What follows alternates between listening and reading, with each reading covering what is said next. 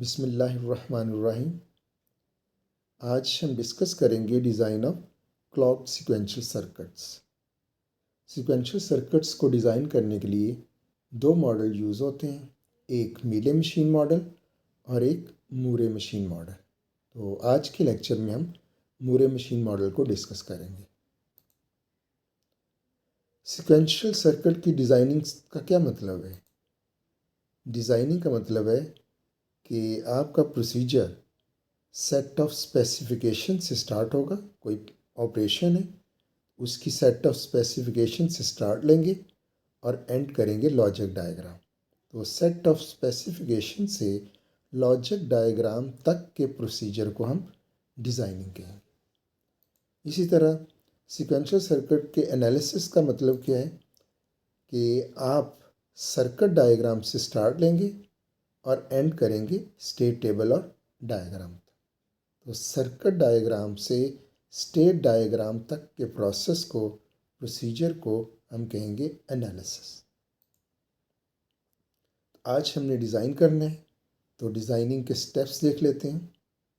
तो डिज़ाइन का जो प्रोसीजर है उसका फर्स्ट स्टेप है कि आप वर्ड स्पेसिफिकेशन इनिशियली आपके पास होनी चाहिए, या आपके पास स्पेसिफिकेशन है किसी भी फॉर्म में अदर देन वर्ड डिस्क्रिप्शन, उससे आप स्टेट डायग्राम ड्राइव करेंगे। सेकेंड स्टेप में स्टेट डायग्राम में अगर कोई रिडेंडेंट स्टेट्स हैं तो उनको रिड्यूस करेंगे, और थर्ड स्टेप में हम उन रिड्यूस्ड फॉर्म में जो स्टेट डायग्राम होगी उन स्टेट्स को बाइनरी सिंबल्स असाइन करेंगे, बाइनरी वैल्यूज़। और फोर्थ स्टेप में हम बाइनरी कोडेड स्टेट टेबल बनाएंगे और फिर फ्लिप फ्लॉप की टाइप का डिसीजन लेके input flip flop input equations और आउटपुट इक्वेशंस ड्राइव करेंगे, और फाइनली हम लॉजिक डायग्राम बनाएंगे। तो वर्ड स्पेसिफिकेशन से स्टार्ट लिया और एंड हुआ लॉजिक डायग्राम। तो वर्ड स्पेसिफिकेशन या स्टेट डायग्राम से लॉजिक डायग्राम तक के प्रोसीजर को हम डिज़ाइन प्रोसीजर कहते हैं, design procedure of sequential circuits. Normally 4 to 7 steps he designing के मेन स्टेप्स होते हैं, क्योंकि जो आपके पास स्पेसिफिकेशन है वो नॉर्मली स्टेट डायग्राम की फॉर्म में होती है। बाइनरी कोडेड स्टेट टेबल उससे आसानी से बन जाता है, और फिर बाइनरी कोडेड स्टेट टेबल से लॉजिक डायग्राम तक के प्रोसीजर को हम डिज़ाइन प्रोसीजर कहते हैं। तो नॉर्मली 4 to 7 जो स्टेप्स हैं यही यूज़ हो रहे होते हैं। प्रॉब्लम स्टार्ट लेते हैं। प्रॉब्लम की स्पेसिफिकेशन है, उसकी वर्ड डिस्क्रिप्शन है कि आपने एक ऐसा सर्किट डिज़ाइन करना है जो डिटेक्ट करे सीक्वेंस ऑफ 3 और more consecutive ones in a string. आपके पास कोई इनपुट स्ट्रीम है, मिड स्ट्रीम, उसके अंदर 3 और मोर कंसेक्यूटिव वंस अगर आए तो ये सर्किट उनको डिटेक्ट करे। वर्ड डिस्क्रिप्शन से अब हम स्टेट डायग्राम बनाएंगे, और वर्ड डिस्क्रिप्शन है हमारे पास सीक्वेंस ऑफ 3 और more consecutive once. State diagram में स्टेट लेंगे, जो इनपुट बिट स्ट्रीम है जिसमें से 3 वंस डिटेक्ट करने हैं उसमें 0 और 1 होंगे, इसलिए हर स्टेट के 2 आउटगोइंग एजेस फाइनल करने होंगे। इस स्टेट पे 0 भी देखेंगे और 1 को भी देखेंगे। अगर इस स्टेट पे 1 आता है तो उसको स्टेट Q1 पे भेज दें, यानी पैटर्न का फर्स्ट 1 रीड हो चुका है। स्टेट का मतलब है कि यहाँ तक पहुँचने के लिए वो 3 कंसेक्यूटिव वंस का पहला 1 रीड कर लिया गया है। और इस स्टेट का, क्योंकि दोनों आउटगोइंग एजेस देखनी है, 0 को भी देखना है, अगर Q नॉट पे 0 है तो इसको इधर ही स्टे करवा दें।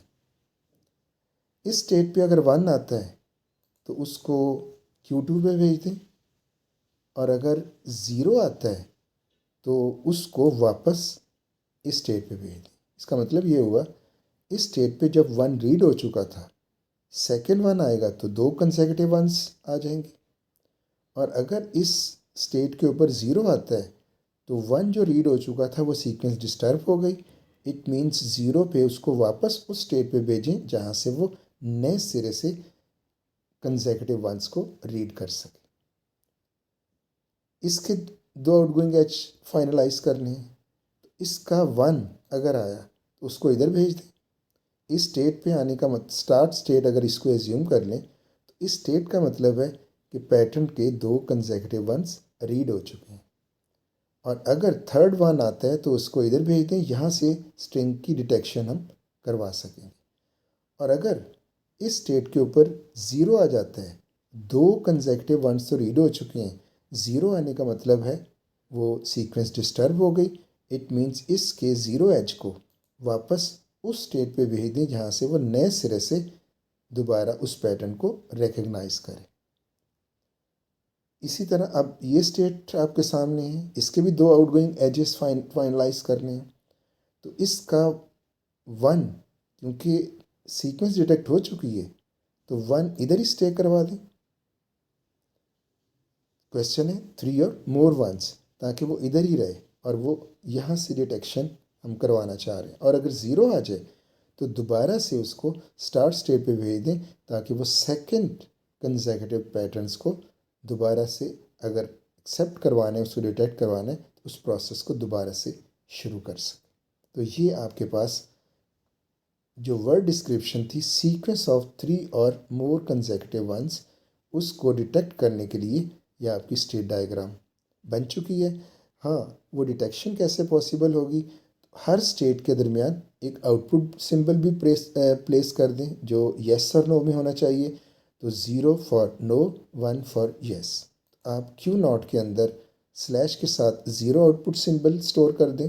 मीन्स इस स्टेट का मतलब है कि इस स्टेट पे ये 3 कंसेक्यूटिव वंस की रिकग्निशन नहीं हुई। इस स्टेट में भी सिर्फ एक 1 की रीडिंग नज़र आ रही है, तो यहाँ भी 3 वंस की डिटेक्शन नहीं है, तो इसको भी 0 कर दें। इस स्टेट को अगर देखें तो इसने अभी तक 2 वंस रीड किए हुए हैं, 3 कंसेक्यूटिव वंस यहाँ भी नहीं है, इसको भी 0 कर दें। और ये वो स्टेट होगी जो ये शो करेगी कि स्टार्ट से उसने 3 वंस रीड कर लिए हैं। तो यहाँ पे आप 1 प्लेस कर दें। तो यहाँ पे 1 प्लेस करने का मतलब है अगर यहाँ से आप स्टार्ट करेंगे और उसमें ज़ीरोज़ आएंगे, आप इधर ही घूमते रहेंगे। जैसे ही फर्स्ट 1 आया आप इधर चले जाएंगे, अगर 0 आया तो आप इधर जाके दोबारा से वो स्ट्रीम जो कंसेक्यूटिव वंस की उसको लेंगे। और इधर इधर आने का मतलब ये है कि आप 2 वंस रीड कर चुके हैं। और अगर 0 आती है तो दोबारा से उस पैटर्न को देखें। और अगर फिर थर्ड 1 आता है तो यहाँ आके ये 1 आउटपुट ये शो करेगी कि ये यहाँ तक आने का मतलब है कि उस इनपुट स्ट्रीम के अंदर 3 कंसेक्यूटिव वंस मौजूद है।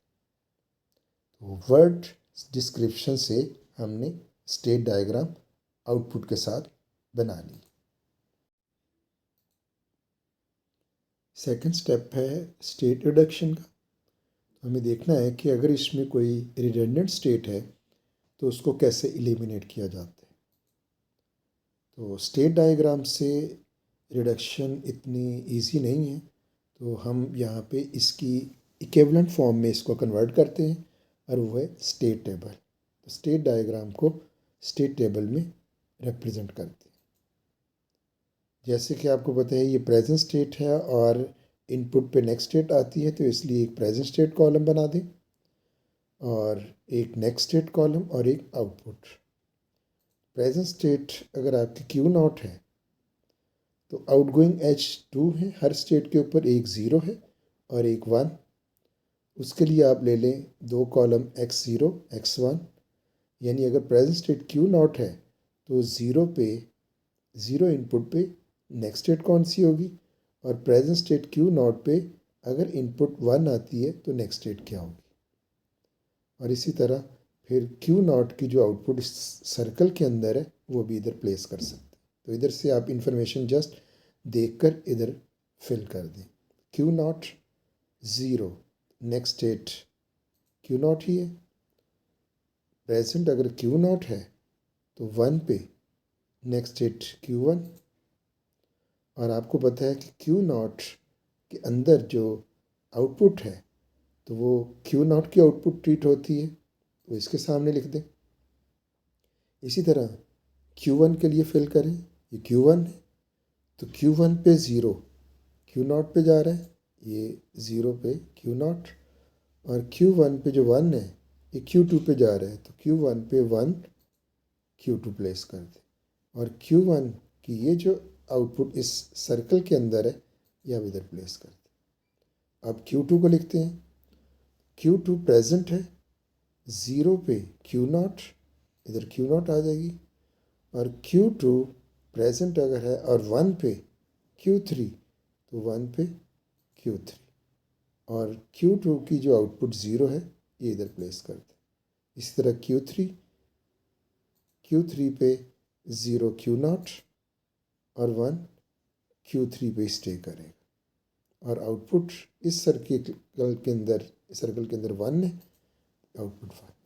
अब देख सकते हैं कि आपने सेम ये जो स्टेट डायग्राम है इसको दूसरी फॉर्म में रिप्रेजेंट कर दिया है, स्टेट टेबल की फॉर्म में। यहाँ से ये देखना आसान होगा कि इसमें कोई स्टेट एक्स्ट्रा तो नहीं है, रिडंडेंट तो नहीं है।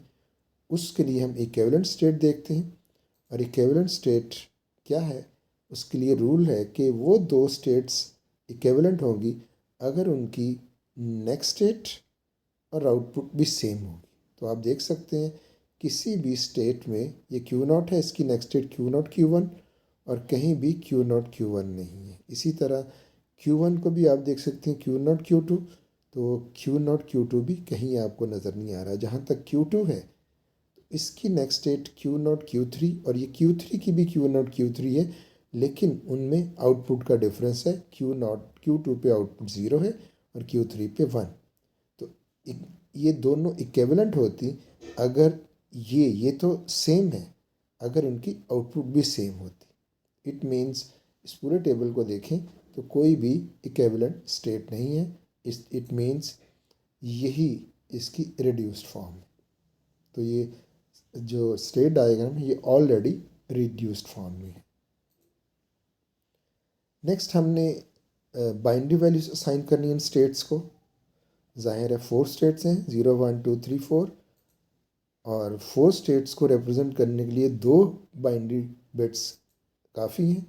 2 बिट्स के साथ अगर आप Q नॉट को 0 0 से रिप्रेजेंट कर दें, Q1 को 0 1, Q2 को 1 0 और Q3 को 1 1, तो 2 बाइनरी सिंबल्स हम ले सकते हैं। और ये जो स्टेट है Q नॉट जिसको आप 0 0 से रिप्रेजेंट करेंगे तो एक्चुअली हर एक बिट एक फ्लिप फ्लॉप की स्टेट कहलाती है। तो ये आपकी हो जाएगी फर्स्ट 80 के लिए।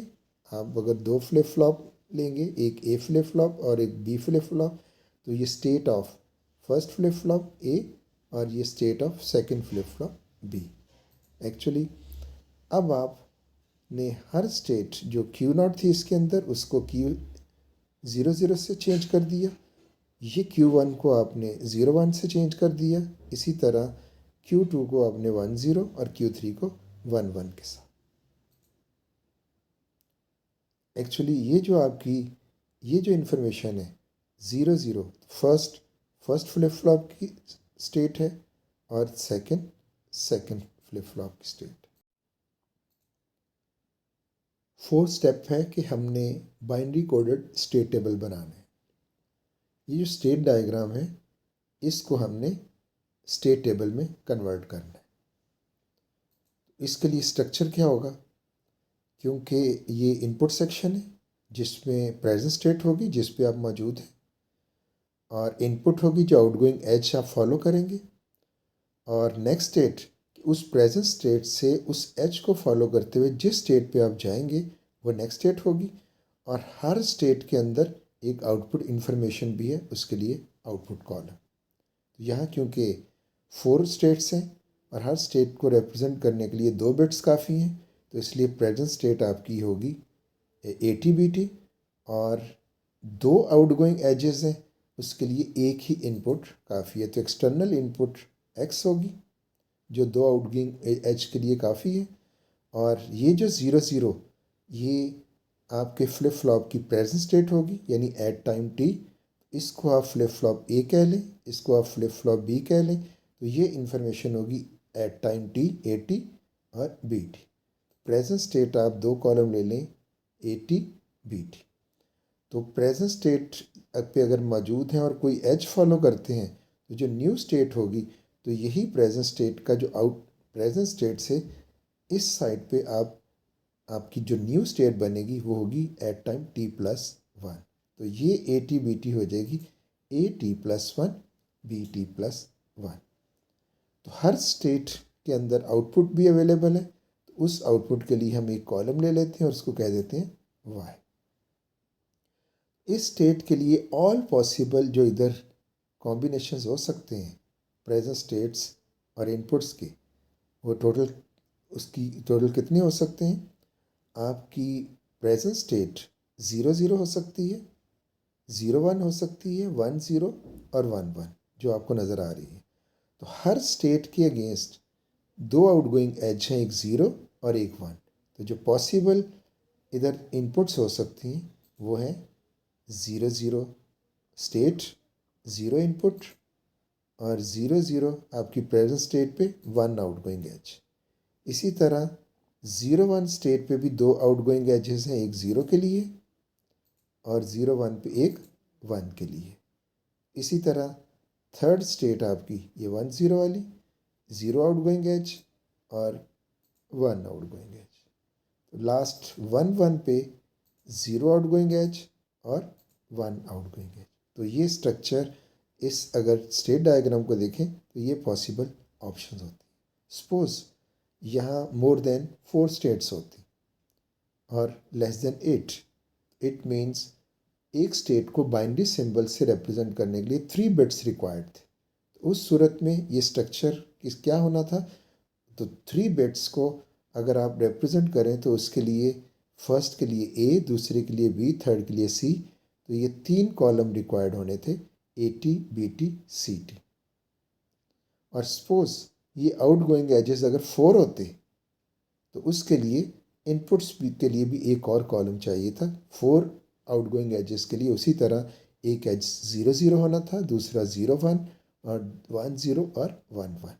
तो ये जो इनपुट का स्ट्रक्चर है ये स्टेट डायग्राम के पे डिपेंड करता है। स्टेट डायग्राम में जितने बिट से उस स्टेट को रिप्रेजेंट किया जाए वो उतने कॉलम आपके प्रेजेंट स्टेट के होंगे, और आउटगोइंग एजेस जितने होंगे उसको रिप्रेजेंट करने के लिए जितनी इनपुट्स चाहिए होंगी वो ये। अब नेक्स्ट स्टेट में उसी तरह आप ये तो लिख चुके हैं कि present state all possible inputs की ये पॉसिबल ऑप्शंस हैं कि प्रेजेंट स्टेट होगी और कोई आउटगोइंग एज होगा, और आपने देखना है नेक्स्ट स्टेट क्या होगी। ये सारी इन्फॉर्मेशन तो इधर नज़र आ रही है, बस इधर से देख के आपने नेक्स्ट स्टेट और आउटपुट कॉलम फिल करना है।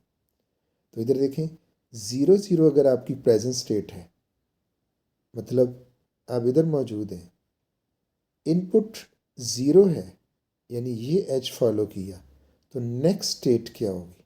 तो देखें 0 एज फॉलो करे तो नेक्स्ट स्टेट 0 0 ही रहेगी। इसका मतलब जब क्लॉक पल्स अप्लाई की पहले तो आपकी स्टेट 0 0 थी, जब आपने क्लॉक पल्स अप्लाई की तो आपकी न्यू स्टेट भी यही आई, यानी वही ए जो आउटपुट थी वो अब ए टी प्लस वन बन गई है, और जो बी आउटपुट है वो बी टी प्लस वन बन गई है। तो ए टी प्लस वन और B T plus one means clock pulse के बाद उन फ्लिप फ्लॉप्स की क्या स्टेट है।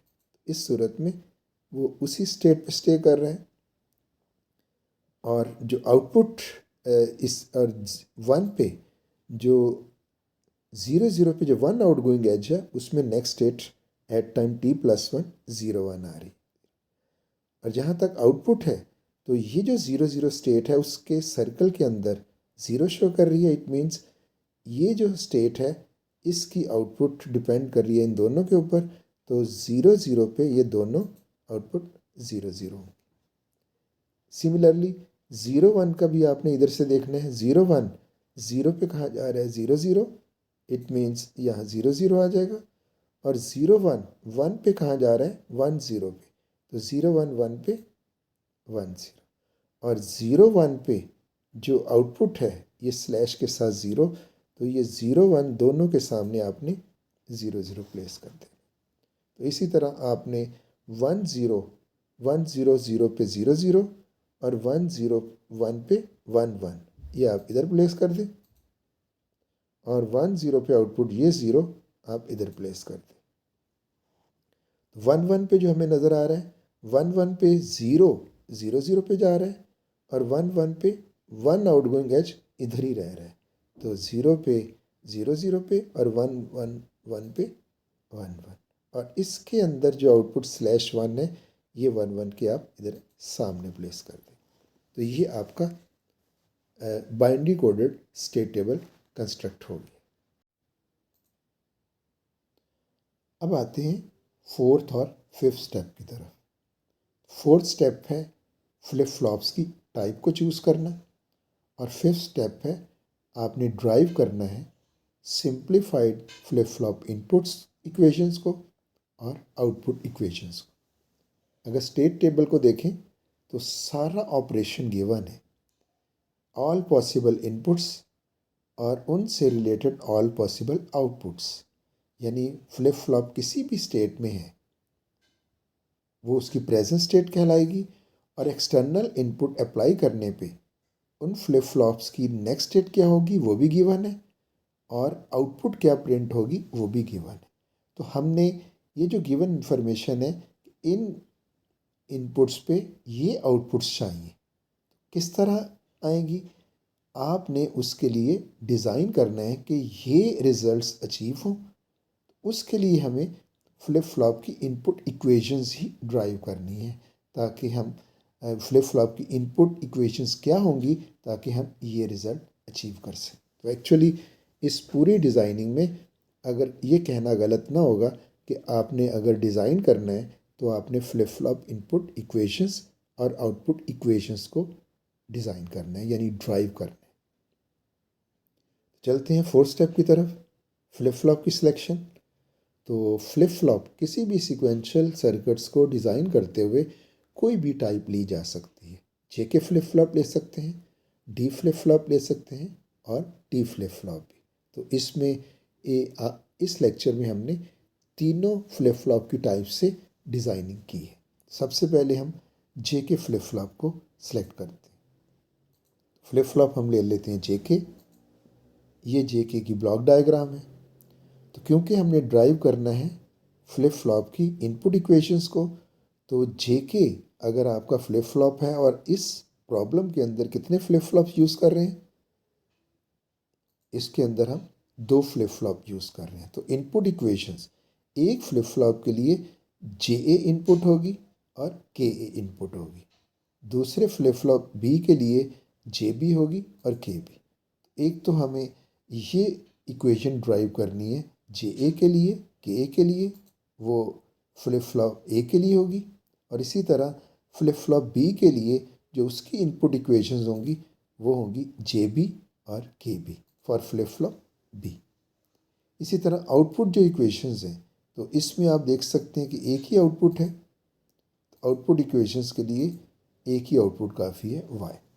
अब अगर आप डिज़ाइनिंग को देखें, ये जो गिवन इंफॉर्मेशन है इसको अचीव करना है, और उसके लिए जे ए के ए जे बी के बी क्या होंगे, उसके लिए हम इसके अंदर एक स्पेस क्रिएट करते हैं, और जे ए के ए और जे बी के बी एक कॉलम उधर प्लेस करें। तो ये वही स्टेट टेबल ले लिया, इधर से स्पेस क्रिएट कर ली। तो हमें actually flip flop input equations drive करने थे, उसके लिए स्पेस बना ली, और ये होगा जे ए के ए कॉलम यानी ए फ्लिप फ्लॉप की इनपुट्स, और ये होगा जे बी के बी कॉलम जो फ्लिप फ्लॉप बी की इनपुट्स होंगी। आउटपुट्स हमें गिवन है, इनपुट्स भी गिवन है फ्लिप फ्लॉप की और आउटपुट्स भी, और हमने देखना है कि जे ए क्या होगा, के ए क्या होगा, और जे बी और के बी क्या होंगे। तो ये कैलकुलेशन के फ्लिप फ्लॉप की इनपुट्स क्या होंगी, उसके लिए एक्साइटेशन टेबल हेल्प करता है। तो अब हम जब तक हमें जे के का एक्साइटेशन टेबल ना पता हो, उस वक्त तक हम ये जे ए के ए जे बी और के बी कैलकुलेट नहीं कर सकते। अब आते हैं एक्साइटेशन टेबल। एक्साइटेशन टेबल असल में जे के करेक्टरिस्टिक टेबल से ही ड्राइव होता है। आपको मालूम है जे के का करेक्टरिस्टिक टेबल, जिसको हम जे के का फंक्शन टेबल भी कहते हैं, वो ये है, एक्सपेंडेड फॉर्म में है। अगर ओल्ड क्यू आपके पास गिवन है और जे के इनपुट्स भी गिवन है, तो आप नेक्स्ट स्टेट आपको पता होगा, 0 0 पे नो चेंज होती है, 0 1 पे रीसेट, 1 0 पे सेट और 1 1 पे कॉम्प्लीमेंट। उसको ओल्ड स्टेट को सामने रखते हुए नेक्स्ट स्टेट को इस तरह से कैलकुलेट किया जाए। तो ये करेक्टरिस्टिक टेबल आप ऑलरेडी जानते हैं। यानी इस करेक्टरिस्टिक टेबल का मतलब ये है कि अगर आपके पास जे के मौजूद हो तो नेक्स्ट स्टेट क्या होगी उस फ्लिप फ्लॉप की। एक्साइटेशन टेबल क्या होता है? एक्साइटेशन टेबल ये होता है कि अगर आपको एक नज़र आ रहा है फ्लिप फ्लॉप की आउटपुट पे कि उस फ्लिप फ्लॉप की जो क्लॉक पल्स से पहले इनपुट थी वो ज़ीरो थी, और आपने उस फ्लिप फ्लॉप पे देखा कि उसकी स्टेट चेंज हो गई क्लॉक पल्स के बाद, तो क्लॉक पल्स से पहले और क्लॉक पल्स के बाद जो चेंज आती है, तो हमने देखना है वो किन जेके की वैल्यूज़ पे ये चेंज आती है। ये कहलाता है एक्साइटेशन टेबल। करेक्टरिस्टिक टेबल ये हुआ कि जेके इनपुट्स आप देंगे और ऑब्जर्व करेंगे नेक्स्ट स्टेट, और एक्साइटेशन टेबल ये है कि आप आउटपुट को ऑब्जर्व कर रहे हैं और आप देखना चाह रहे हैं कि उसकी इनपुट्स क्या होंगी, तो किन इनपुट्स पे ये चेंज आई है। उसको देखने के लिए इधर से ये टेबल फिल करेंगे, तो जाहिर है एक्साइटेशन टेबल में एक क्यू टी है, एक क्यू टी प्लस वन, तो दो कॉलम है, ऑल पॉसिबल ऑप्शंस होंगी 0 0 0 1 1 0 1 1। तो उसके लिए पहला रिजल्ट देखते हैं कि क्यू टी किसी फ्लिप फ्लॉप की स्टेट ज़ीरो है और चेंज क्लॉक पल्स के बाद वो ज़ीरो ही रही, तो जे के क्या है। तो इस करेक्टरिस्टिक टेबल में यह इन्फॉर्मेशन मिल जाएगी। करेक्टरिस्टिक टेबल ये दिखा रहा है कि ये ज़ीरो थी ओल्ड, क्लॉक पल्स के बाद ज़ीरो आई। एक और इन्फॉर्मेशन इस तरह की शो हो रही है, ये वाला, कि ये ज़ीरो से ज़ीरो आई। दो ऐसी रोज़ हैं जिसमें आपको नज़र आ रहा है कि आपकी ओल्ड क्यू ज़ीरो थी और नेक्स्ट क्यू जो क्लॉक पल्स के बाद है वो भी ज़ीरो रही। तो इसके लिए इनपुट्स कौन सी हैं? इनपुट्स जे दोनों में ज़ीरो है और उन दोनों रोज़ में के वेरी कर रहा है, ज़ीरो भी है वन भी है।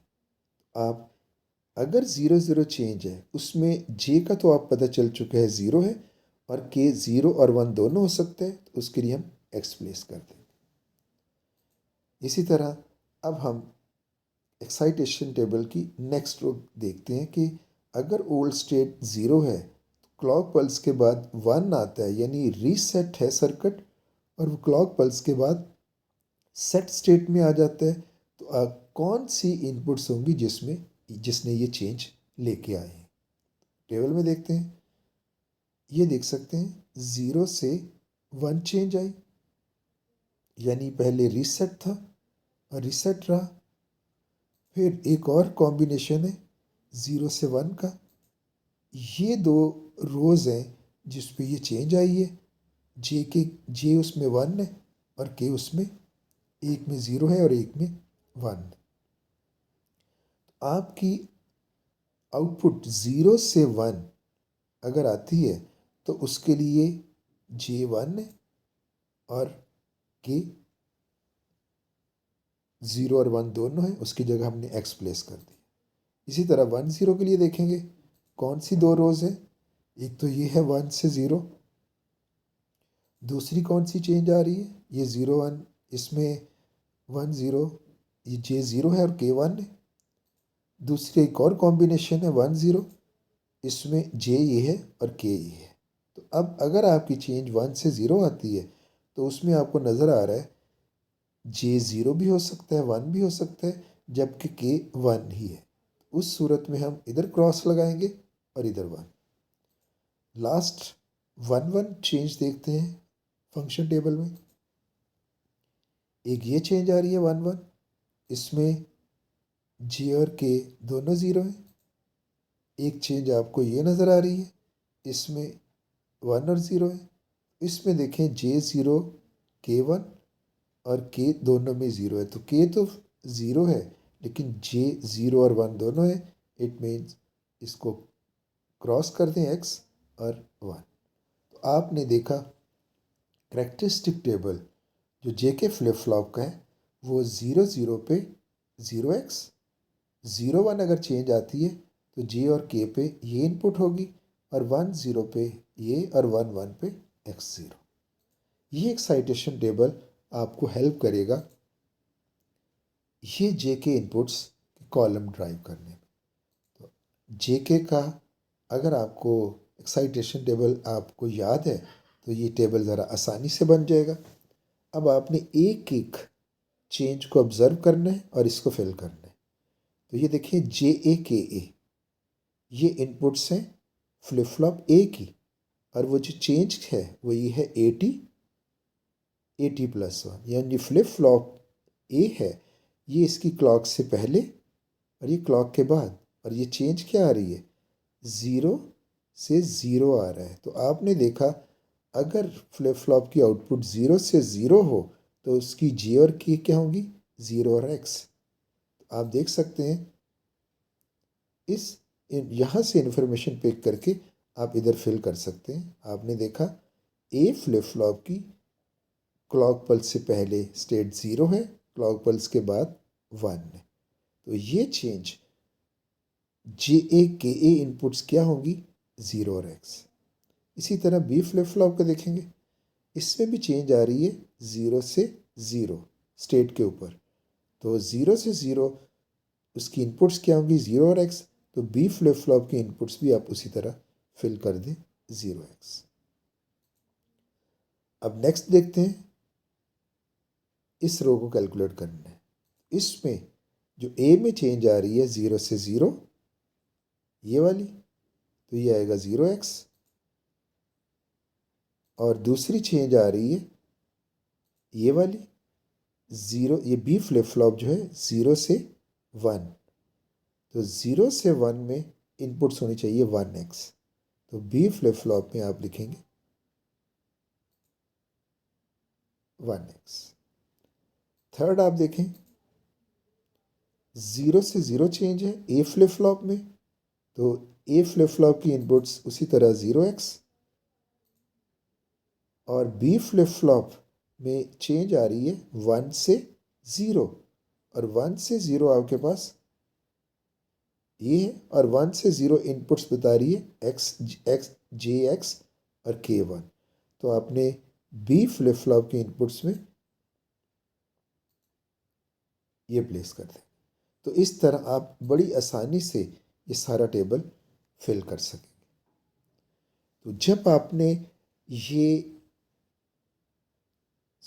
जो स्टेट टेबल है उसको फ्लिप फ्लॉप इनपुट्स की फॉर्म में सारी फ्लिप फ्लॉप इनपुट्स को आपने कैलकुलेट कर लिया, अब आप इनको उसी तरह डिज़ाइन कर सकते हैं जैसे आप के मैपिंग के ज़रिए कॉम्बिनेशनल सर्किट्स में किया करते थे। फ्लिप फ्लॉप इनपुट्स के कॉलम फिल करने के बाद अब जस्ट आपका प्रॉब्लम ये रह गया कि आपने फ्लिप फ्लॉप इनपुट्स को ड्राइव करना है, इसकी इक्वेशंस निकालनी है और आउटपुट की इक्वेशंस। तो आपका प्रॉब्लम जस्ट ये हो गया कि ये आपका आउटपुट है सेक्शन है और ये इनपुट सेक्शन है।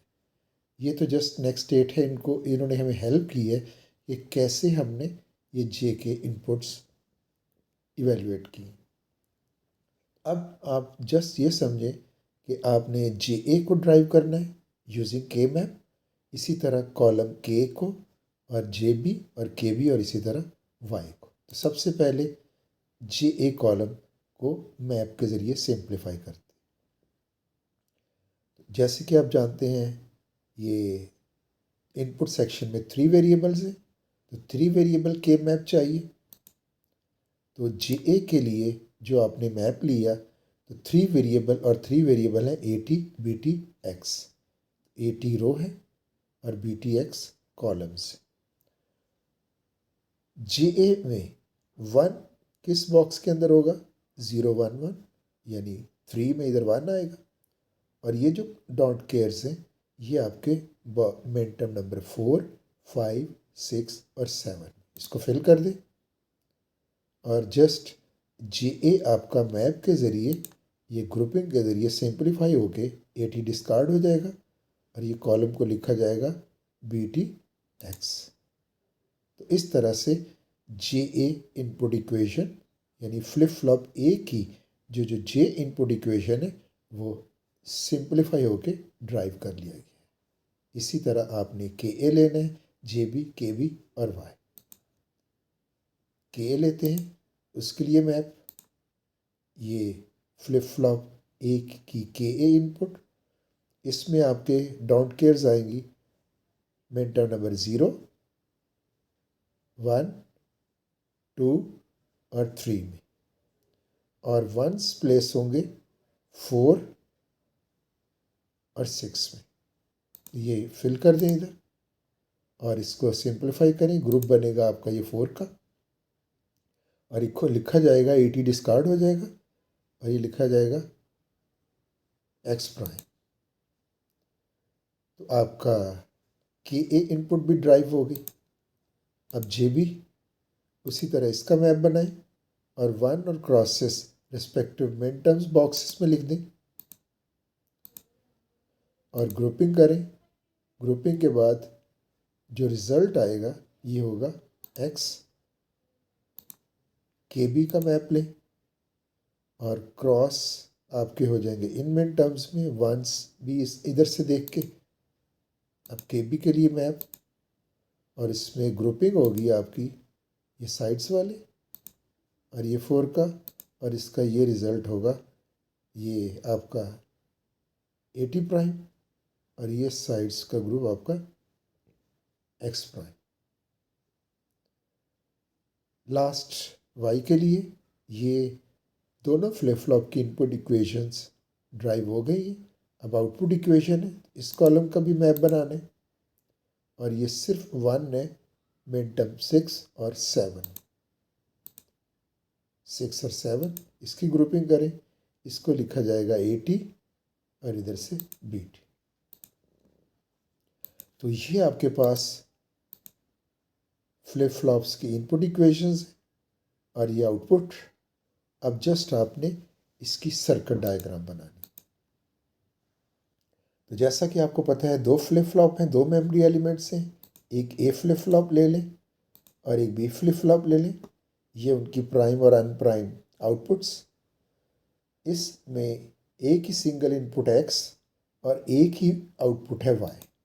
सिंगल इनपुट X और Y जस्ट आपने इधर इनको प्लेस कर देना है।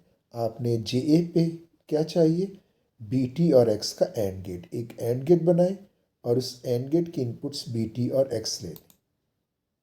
एंड गेट है जिसकी आउटपुट A फ्लिप फ्लॉप के J पे है, ये JA ट्रीट होगा। तो ये एंड गेट है BT और X।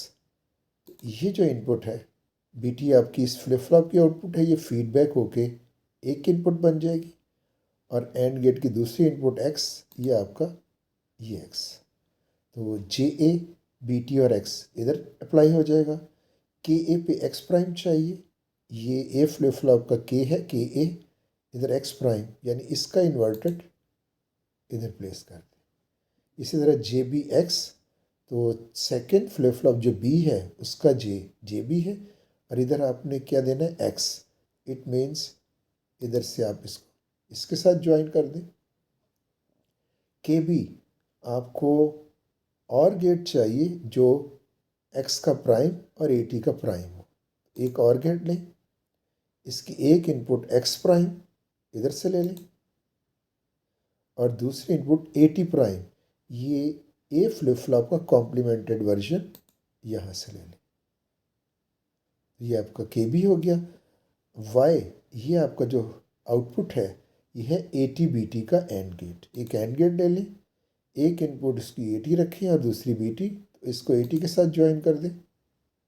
ये देखिए AT के साथ और ये BT इसको ऐसे BT के साथ। तो ये देखें ये इन इक्वेशंस, इनपुट इक्वेशंस और आउटपुट इक्वेशन से आसानी से आप ये सर्किट डायग्राम बना सकते हैं। तो ये आपका वो जो क्वेश्चन था कंसेक्यूटिव 3 1s को डिटेक्ट करने का, तो ये उसकी सर्किट डायग्राम है। डिज़ाइनिंग कंप्लीट हो चुकी है। इसके ज़रिए आप 3 कंसेक्यूटिव वंस को डिटेक्ट कर सकते हैं और ये हमने सर्किट बनाया है यूजिंग JK फ्लिप फ्लॉप और ये एक कॉमन क्लॉक भी अप्लाई कर दें। अब यही डी फ्लिप फ्लॉप के थ्रू भी हो सकता है। आपने वहीं से स्टार्ट लेना है जो आप स्टेट टेबल जो गिवन थी स्टेट डायग्राम उससे आपने स्टेट टेबल जो binary coder state table drive किया हुआ था और जस्ट 4 और 5 स्टेप से स्टार्ट लेंगे। फ्लिप फ्लॉप चूज करेंगे। अब आपने डी फ्लिप फ्लॉप लेनी है। ये उसकी ब्लॉक डायग्राम है। तो फ्लिप फ्लॉप इनपुट इक्वेशंस आपको पता है डी फ्लिप फ्लॉप में सिर्फ एक ही इनपुट होती है और क्योंकि 2 फ्लिप फ्लॉप्स हैं तो एक इनपुट आपकी DA आपने ड्राइव करनी है जो फ्लिप फ्लॉप A के लिए होगी और एक आपने DB जो फ्लिप फ्लॉप B के लिए यूज होगी। आउटपुट एक ही है उसी तरह अब वो Y। तो आपने इनपुट इक्वेशंस ड्राइव करनी है DAB DB और Y। उसी तरह इसके अंदर से DA और BE कॉलम इधर प्लेस करने हैं तो स्पेस क्रिएट करें। आपकी फ्लिप फ्लॉप इनपुट्स क्या होंगी DA DB और जैसे JK फ्लिप फ्लॉप में था एक्साइटेशन टेबल ने हेल्प की थी इसको फिल करने में तो इसलिए D का एक्साइटेशन टेबल भी स्टडी करते हैं। तो एक्साइटेशन टेबल हम ड्राइव करते थे फंक्शन टेबल से करेक्टरिस्टिक टेबल। तो ये D का करेक्टरिस्टिक टेबल है। आपकी ओल्ड स्टेट कुछ भी हो जो D होगा वही आपकी नेक्स्ट स्टेट होगी।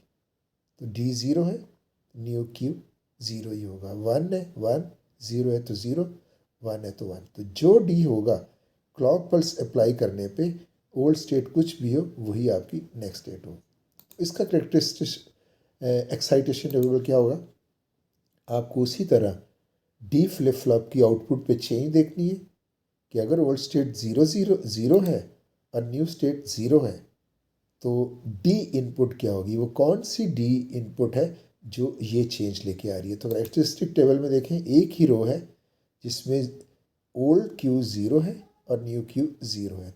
उसके अंदर D क्या है तो ये चेंज आएगी इस D पे इधर फिल कर दे। इसी तरह सेकंड 0 1 अगर आउट फ्लिप फ्लॉप के ऊपर चेंज आती है रीसेट से सेट तो D इनपुट क्या होगी तो ये आपके पास ये एक ही कॉम्बिनेशन है इसमें D 1। इसी तरह आप 1 0 के लिए देखें उसके लिए D 0 है। 1 1 के लिए देखें उसके लिए D 1। तो ये एक्साइटेशन टेबल है D का। इसमें एक चीज़ नोट करें आपकी जब चेंज आ रही है 0 यानी इस ओल्ड स्टेट में जो ऑल पॉसिबल ऑप्शंस हैं स्टेट की न्यू स्टेट की भी आपके सामने है। तो इन चेंजेस पे जो D कॉलम आ रहा है यानी D इनपुट वो सेम वही है जो आपकी नेक्स्ट स्टेट है Q की। कहने का मकसद ये है आपके पास ये इससे ओल्ड Q से न्यू Q जो ऑल चेंजेस आपके सामने हैं ऑल पॉसिबल उसमें जो ये नेक्स्ट स्टेट आ रही है ये सेम वही है जो आपका ये D कैलकुलेट हो रहा है। तो इसमें तो बहुत आसानी हो गई। इस मतलब इसका ये है कि ये जो आपने DA कैलकुलेट करना है कॉलम तो DA वही होगा जो आपका 80+1 होगा। तो ये A फ्लिप फ्लॉप की आउटपुट नेक्स्ट स्टेट 80+1 है और आपने एक्साइटेशन टेबल देखा D का कि वो D इनपुट वही होती है जो फ्लिप फ्लॉप की क्लॉक पल्स अप्लाई करने के बाद में रिजल्ट आती है। तो इसमें तो बहुत आसानी है। आपको एक्साइटेशन टेबल ना भी लें एक्साइटेशन टेबल से हमने देख तो लिया कि ये ऑब्जर्वेशन हमें उधर से मिली है। तो अगर आप ना भी लें तो DA column just A flip flop की ओल्ड A से न्यू A की जो D इनपुट्स होंगी वो वही होंगी जो 80+1 के रिजल्ट्स होंगे। तो ये रिजल्ट्स सीधा इधर प्लेस कर दें। इसी तरह जो फ्लिप फ्लॉप B है उसकी D इनपुट कॉलम क्या होगा जो ओल्ड B से न्यू B आ रहा है और जो न्यू बी होगा वही आपका डी बी होगा। तो ये कॉलम इधर प्लेस कर दे और ये कॉलम इधर प्लेस कर दे। अब जस्ट सिर्फ इनको इनको सिंप्लीफाई करना है और इनपुट इक्वेशंस और आउटपुट इक्वेशन निकालनी है। उसके लिए हम वही मेथड कि हम मैपिंग करेंगे। इसने तो सिर्फ हमें ये हेल्प किया कि ये ड्राइव करवा दी। अब आपकी इनपुट ये है और आउटपुट कॉलम ये 3 है। तो कॉलम बाई कॉलम लें और मैप के ज़रिए ड्राइव कर लें। तो फर्स्ट कॉलम डी ए के लिए मैप लें, वही 3 variable A T B T X, ये वाला डी ए के लिए। और आपका 1 है 3, 5 और 7 में हमें वंस प्लेस कर दें, ग्रुपिंग करें और मैप से रिजल्ट ले लें। इसी तरह डी बी के लिए एक मैप लें और ये 1 है मेन टर्म 1, 5 और 7 में वंस प्लेस कर दें, ग्रुपिंग और ये रिजल्ट। वाई के लिए भी इक्वेशन चाहिए, वाई सेम है, वही 6 और 7 में ग्रुप लें। तो इस तरह से आपके पास डी फ्लिप फ्लॉप को अगर यूज़ करें तो ये input equations D flip flop की हैं और ये आउटपुट। अब आप सर्किट डायग्राम इजीली उसी तरह बना सकते हैं जैसे जे के फ्लिप फ्लॉप को यूज़ किया था। 2 फ्लिप फ्लॉप हैं तो 2 डी फ्लिप फ्लॉप लें, एक ए के लिए और एक बी के लिए। उसी तरह A T prime, B T prime, लेकिन अब ये डी फ्लिप फ्लॉप है, जस्ट एक इनपुट के साथ है डी ए। तो डी ए, ये ए फ्लिप फ्लॉप की डी है, डी ए, इस पे ये अप्लाई करना है। ये इक्वेशन ये कह रही है 2 एंड गेट यूज होंगे और उसका सम ले लेंगे और गेट के साथ, और ये आपने अप्लाई कर देना है इधर। 2 एंड गेट लें, एक इससे पहले हम देख लेते हैं। जब हमने 2 फ्लिप फ्लॉप लिए तो एक इनपुट है, एक ये और एक आउटपुट, ये प्लेस कर लें। अब आप डी ए को आसानी से इधर अप्लाई कर सकते हैं और डी ए है 2 एंड गेट और एक और गेट। एक एंड गेट ये लें, इसको ए टी के साथ, और दूसरी इनपुट एक्स, दूसरा एंड गेट इसके लिए लें, एक बी टी के साथ और दूसरा एक्स के साथ, और इन दोनों का सम ये आपका डी ए होगा। इन दोनों के सम को डी की तरफ प्लेस कर दें। अब डी बी, आपने ये बी फ्लिप फ्लॉप का डी इधर ये अप्लाई करनी है। एक एंड गेट ए ले लें, ए टी एक्स, आपको ऑलरेडी ये जो एंड गेट था ये ए टी और एक्स दे रहा था, सीधा इधर से ले लें। ये इसके लिए एक एंड गेट लेना पड़ेगा, बी टी प्राइम, ये बी टी प्राइम, और दूसरा एक्स एक्स। तो इन दोनों की एंडिंग, इन दोनों का सम और ले लें और वो डी पे प्लेस कर दें। और वाई का उसी तरह एक एंड गेट लें, एक उसकी इनपुट ए टी कर दें ए टी के साथ, दूसरी इनपुट उसकी बी टी के साथ। तो ये आपकी, और कॉमन क्लॉक दे दें। ये आपकी लॉजिक डायग्राम है, यानी sequential circuit using D flip flop. अब लास्ट डी फ्लिप फ्लॉप को यूज़ करके देखना है कि उसकी लॉजिक डायग्राम क्या होगी। उसी तरह स्टेट टेबल लिया, इसके अंदर स्पेस क्रिएट करेंगे डी फ्लिप फ्लॉप की, और क्योंकि आप फ्लिप फ्लॉप डी यूज़ कर रहे हैं तो टाइप आपने टी ली। ये इसकी ब्लॉक डायग्राम है, ये भी सिंगल इनपुट होती है। और फ्लिप फ्लॉप आपको पता है इसमें 2 यूज़ हो रहे हैं, और एक आपको टी ए चाहिए यानी फ्लिप फ्लॉप ए के लिए, और एक टी बी चाहिए जो फ्लिप फ्लॉप बी के लिए होगी। तो ये इनपुट इक्वेशंस होंगी टी फ्लिप फ्लॉप को अगर यूज़ करेंगे, तो आउटपुट उसी तरह आपकी वाई होगी। तो आपने इसकी स्पेस क्रिएट करनी है, और 2 फ्लिप फ्लॉप है टी टाइप, और टी फ्लिप फ्लॉप एक इनपुट होती है, तो इसलिए एक टी ए के लिए होगा और एक टी बी के लिए। अब आपको ये जो रिजल्ट्स हैं एक्साइटेशन टेबल से लेते हैं, तो टी का एक्साइटेशन टेबल, तो टी का पहले करेक्टरिस्टिक टेबल देखेंगे। आपको इसी टेबल से हम एक्साइटेशन टेबल बनाएंगे और एक्साइटेशन टेबल पे 0 से 0 चेंज है तो टी क्या होगा इधर देखेंगे। 0 से 0 टी 0, इधर 0 प्लेस कर देंगे। और आपको 0 से 1, तो 0 1 कहाँ पे चेंज आ रही है, 0 से 1, और इसमें आपके पास T1 है। तो आउटपुट पे 1 से अगर 0 चेंज आती है तो T क्या होगी, 1 से 0 तो T होगी 1। और आउटपुट 1 1 पे अगर 1 से 1 चेंज आती है आउटपुट पे तो फिर T क्या होगी 0। सिमिलरली उसी तरह आपने करेक्टरिस्टिक टेबल में एक्साइटेशन टेबल बनाया यूजिंग करेक्टरिस्टिक टेबल से, जिस तरह हम जेके के लिए बनाया था और जिस तरह हमने डी फ्लिप फ्लॉप के लिए बनाया था। करेक्टरिस्टिक टेबल को अब यूज़ करेंगे इनको फिल करने के लिए। डी फ्लिप फ्लॉप में तो आसानी थी, लेकिन इसमें आप एलिमेंट बाय एलिमेंट उसको रिव्यू करना पड़ेगा। तो टी ए चाहिए और ए फ्लिप फ्लॉप की आउटपुट पे ओल्ड ए और न्यू बी चेंज है 0 से 0, तो टी क्या होगी, तो 0 से 0 चेंज पे टी होगी 0। इसी तरह दूसरा बी फ्लिप फ्लॉप है, उधर भी चेंज है 0 से 0, तो करेक्टरिस्टिक टेबल, ये तो जनरल करेक्टरिस्टिक टेबल है, ये ए के लिए और बी के लिए दोनों के लिए वर्क करेगा। तो 0 0 पे आंसर आपका टी ए भी 0 आएगा और टी बी भी 0।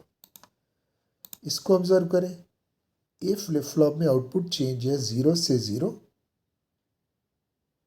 और 0 से 0 से उसी तरह टी 0 होगा, और बी फ्लिप फ्लॉप में चेंज आ रही है 0 से 1 और 0 से 1 जो टी है वो 1, तो ये आ जाएगा 0 और 0 से 1 में ये 1 आ जाएगा।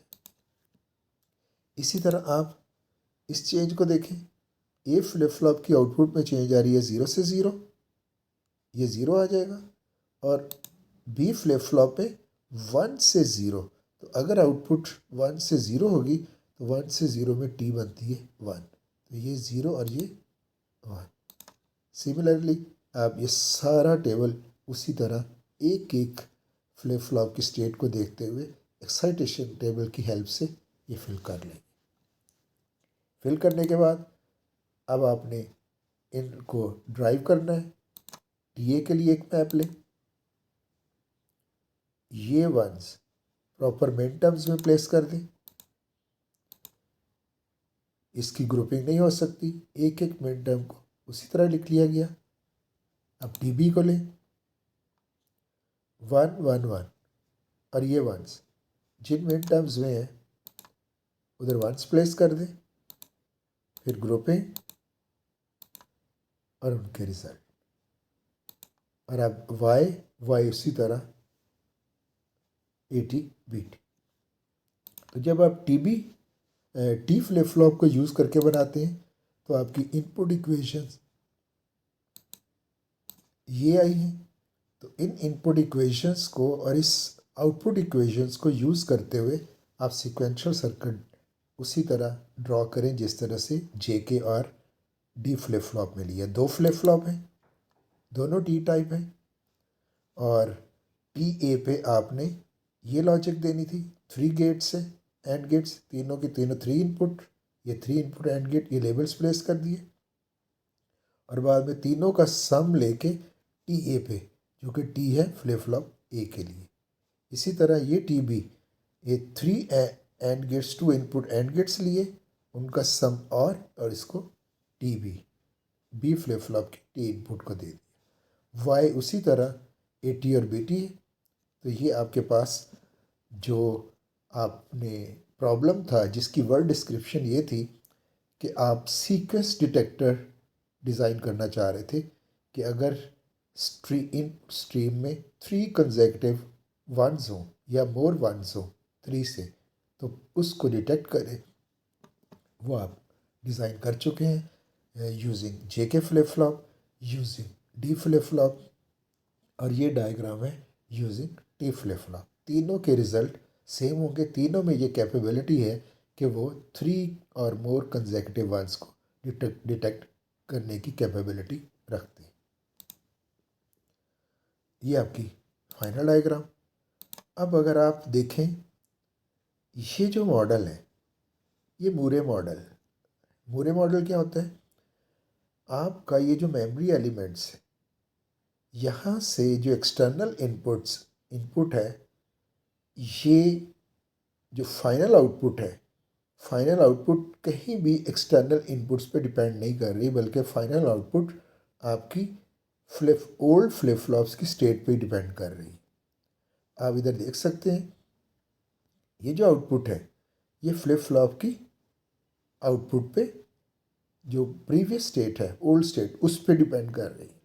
इस केस में ये आप कह सकते हैं ये ऑलरेडी सिंक्रोनाइज्ड है।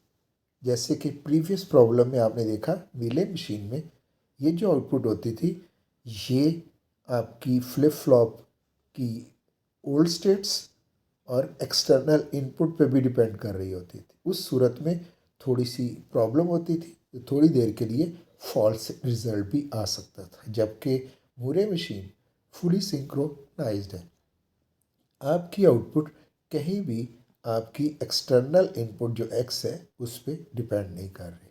आपकी ये जो फ्लिप फ्लॉप की स्टेट्स हैं, ये तो एक्सटर्नल इनपुट और ओल्ड स्टेट, अपनी ओल्ड स्टेट पे डिपेंड कर रही हैं, यानी न्यू जो स्टेट होगी फ्लिप फ्लॉप्स की वो external input plus old state of flip flops उस पर डिपेंडेंसी है, जबकि आउटपुट बिल्कुल एक्सटर्नल का उसमें कोई रोल नहीं है। तो ये आपका मूरे मशीन मॉडल है।